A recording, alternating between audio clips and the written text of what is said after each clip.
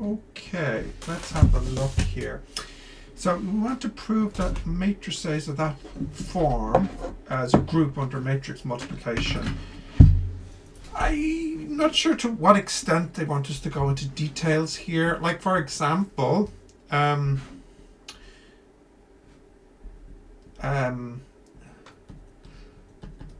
this is a subset of GL 3 by 3 invertible real matrices. So to me, it seems like we're just required to prove not the associativity, because we get that for free, knowing that it's part of GL 3. I guess we want to prove, I don't know what letter Heisenberg group is, we'll just call it H. We want to prove that if A is in H, then the inverse is in H, and there exists an inverse.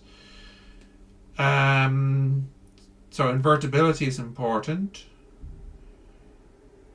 And the identity, well, the identity is the usual one, which is obviously in this Heisenberg group, so that's not a problem. Associativity won't be a problem either. It really just comes down to invertibility, and also that if A and B are in the Heisenberg group, then the product AB is in the Heisenberg group. So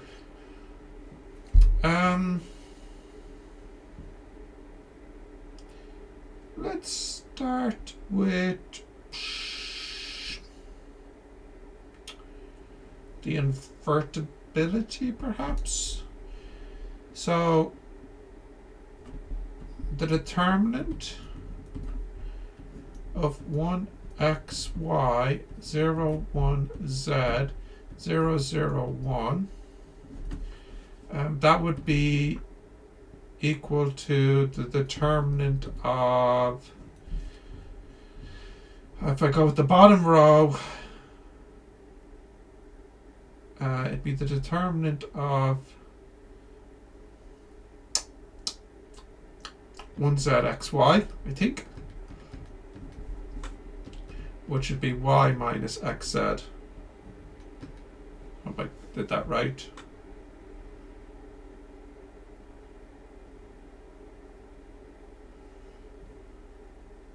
No, I did not do that right.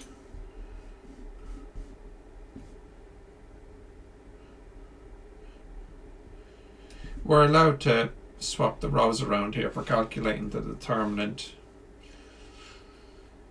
So it'd be 1x01.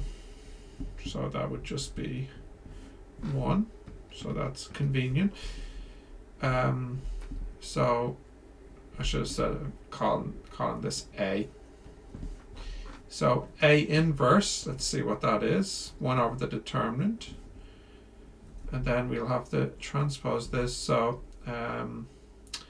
that'd be 1 minus 0, 0 minus 0, 0 minus 1, x minus 0, 1 minus 0, 0 minus 0,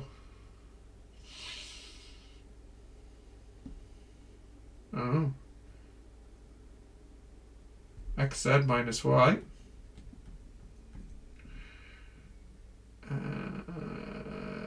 z minus 0, and 1 minus 0. Then I have to change the sign on these 4 and transpose it.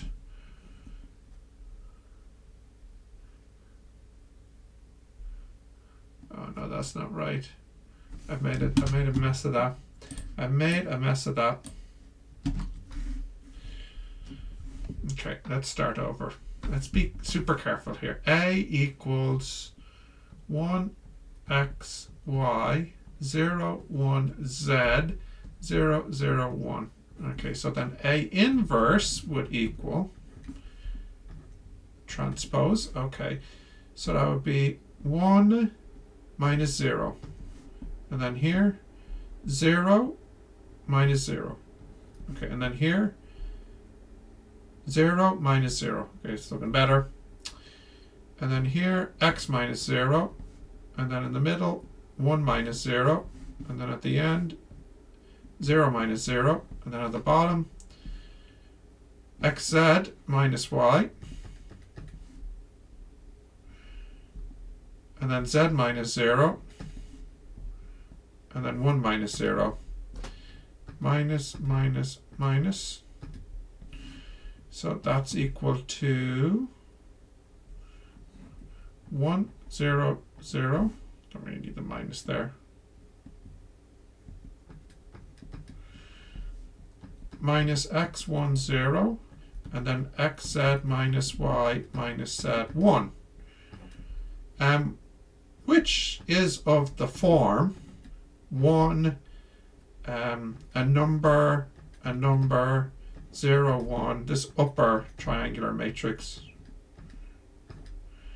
So that's fine. So that's in the Heisenberg group. So that's okay. Now we want to check about the product. So we'll just say B is, I don't know, 1 UV 0, 1 W 0, 0, 1. So let's see. A times B, well, I have this here. 1. Oh, well, that's pretty self-evident, isn't it? X plus U, Y plus V plus X W, 0, 1, Z plus W, 0, 0, 1. So that's also of the form 1, a number, 0, 1, a number, 0, 0, a number. So that's also in H. So it has an inverse, the usual inverse of a 3x3 matrix. It has the identity, the usual identity of a 3x3 matrix. Yeah. So the only time there could be a problem when you're forming a subgroup is that if your definition of what's in the subgroup means that you're in a situation that the inverse doesn't fall in the subgroup or the product doesn't fall into the subgroup. I can't see how the associativity would ever fail in these types of situations. I mean, could it? Like if I have A, B, C, A, B, C, for example, so I would need a situation where B times C multiplies the something not in the group. Well, that doesn't make sense because I've just shown that. And I need matrix multiplication is associative, so I can't think of a situation where this would be false. The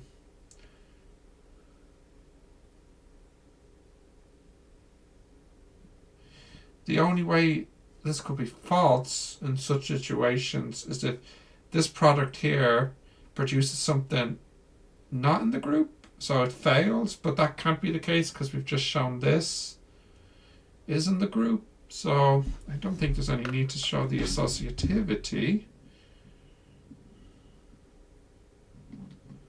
I don't think so.